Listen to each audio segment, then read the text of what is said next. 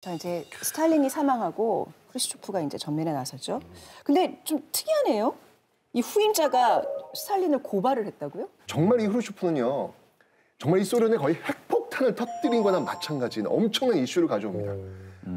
이 스탈린이 사망한 이후에 그 공산당 그 전당대회가 열리게 되는데 바로 이 스탈린 치하에서 이 당원들과 무고한 시민들이 어떻게 죽어나갔는지를 구체적인 문서와 이름까지 들이대면서 계속 이야기를 하는 거예요.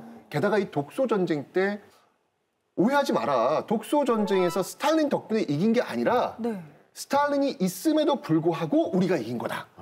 이렇게 이야기를 하면서 이 스탈린을 거의 뭐 피해 폭군, 악마 이런 식으로 표현을 하면서 그냥 발칵 뒤집어 놔버렸죠. 아니, 후계자가 근데 전임자를 이 정도로 비난하는 경우가 있나요? 그러니까요. 적인데. 보통은 나의 정통성이 무너지면 사실은 쿠데타라든가 역습을 받을 수 있기 때문에 내가 이 정통성을 어떻게 이어받았는지를 연설을 하는데 난 이 정통성을 전혀 인정하지 않겠다라고 하는 건 솔직히 이해가 가지 않아요. 미워하는 것과는 다른 차원이잖아요. 그래서 그 후쇼프가 했던 연설 뒤에 생긴 움직임을 스탈린 격하 운동 내지는 탈스탈린화. 소련 공산당원들도 더 이상의 그 스탈린식 통치는 불가능하고 바람직하지 않다는 이제 공감대를 형성했던 것이죠. 그래서 크루슈초프는 스탈린을 주도적으로 비판하고 진상을 이제 폭로하면서 자, 소련 공산당은 옳다.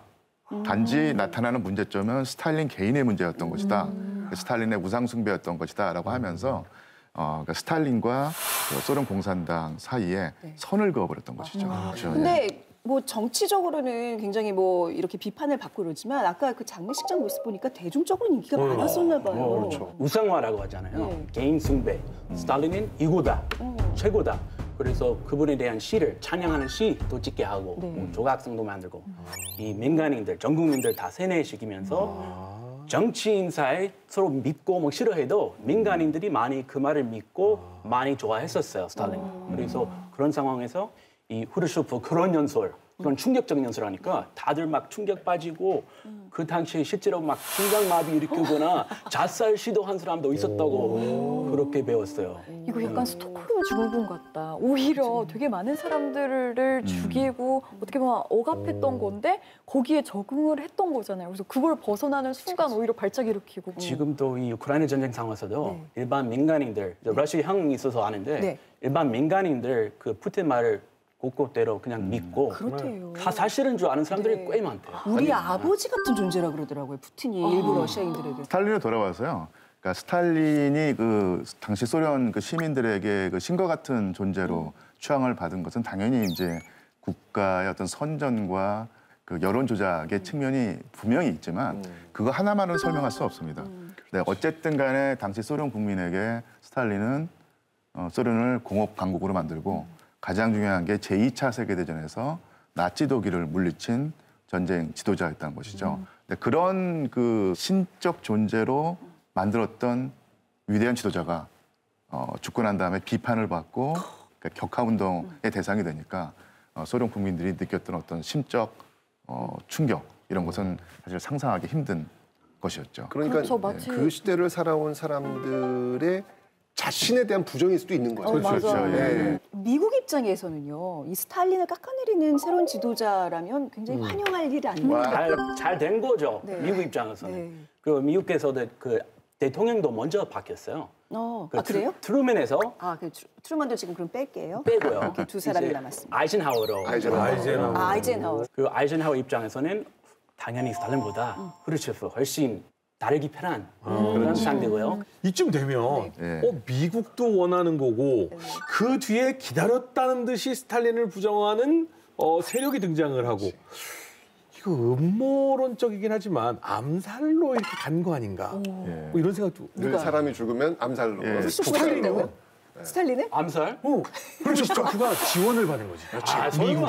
그렇지. 사실 후르쇼프는 아니더라도 제2인자가 위협을 느끼고 미리 알아서 스탈린을 독살했다고 하는 그런 얘기가 돌기는 했는데요. 스탈린은 암살을 허용할 정도의 하수가 아닙니다. 네, 워낙 그 고수기 때문에 예, 압사 빠르고. 예예 그 전혀 그런 권력의 뭐 동요라든지 없는 상태에서 전날 그 술잔치를 벌이고 상당히 재밌게 그 논 다음에 이제 혼자 방에 들어가서 잠을 잤는데요.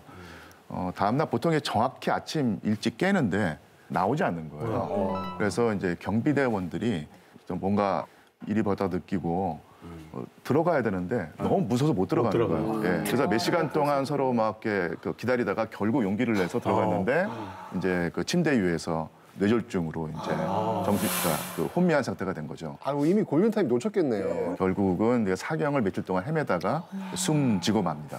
근데 그 당시에 이 후르쇼프가 본인을 무슨 서기 이런 걸로 그냥 했다던데. 예, 예. 근데 솔직히 말해서 서기면 그렇게 높지 않은 거잖아요. 지금 푸틴이 뭐 대통령인데 그 당시 예. 뭐 공산국가는 이런 호칭이 좀 달랐나요? 그러니까 이게 그 우리나라에서 서기하면 되게 이제 학급 서기하면은 이제 글보다 적는 사람. 높은 사람이 아닌데. 이렇게 정리하고. 예. 우리나라에서 가장 적합한 이제 번역어를 찾자면 서기보다는 사무총장이 낫습니다. 사무총장. 예, 이제 총석이라고 하는 명칭으로 스탈린이 불렸는데 뒤를 이은 그 후르시초프가 스탈린의 어떤 그림자를 좀 걷어내고 싶었던 모양이에요.